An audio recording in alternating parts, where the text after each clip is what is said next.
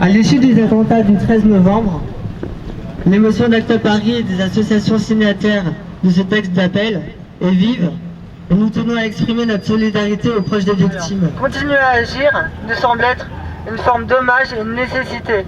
C'est pourquoi nous souhaitons maintenir un appel à se rassembler, à agir, à faire entendre la voix des séropositives et de leurs alliés lors de la journée mondiale de lutte contre le sida.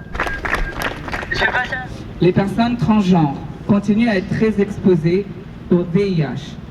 Nous savons qu'une femme a 2 fois plus de chances d'être contaminée lorsqu'elle est transgenre. Il nous faut aussi continuer à dénoncer les politiques contre-productives de lutte contre le système prostitutionnel qui affectent les parcours et les conditions de vie déjà si difficiles et qui condamnent directement l'une des seules sources de revenus possibles à l'arrivée.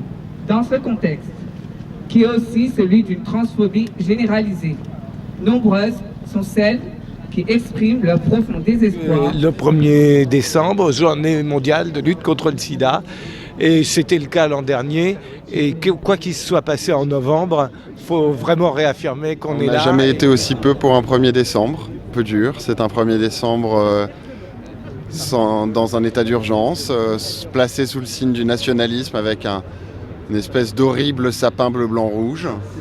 On a juste envie de vomir. Je pense qu'il faut rester en colère, il faut rester vigilant. C'est ce que disait Barbara. Suivons les rivières, gardons les torrents, restons en colère, soyons vigilants. Exactement. Et c'est vraiment les mots qui résonnent en moi pour ce 1er décembre.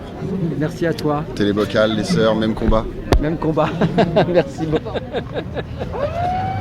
Elles sont extraordinaires tes chaussures. Rassemblement nécessaire du 1er décembre pour dire que le sida tue toujours des personnes, pour que l'État fasse le nécessaire pour la prévention et pour aider les gens qui sont séropositifs et qui avalent des médicaments qui leur ruinent la santé. Et c'est pas parce qu'actuellement on est en état d'urgence qu'on n'a pas le droit de manifester, il faut quand même manifester. Moi je suis fière d'afficher mes 63 ans et de venir tous les 1er décembre à quelque endroit que ce soit pour dire halte au virus. Aujourd'hui, nous sommes ici pour expliquer que Paris et tout le monde sont contre le sida et nous voulons la protection du sida et c'est nécessaire parce que tout le monde peut avoir sida.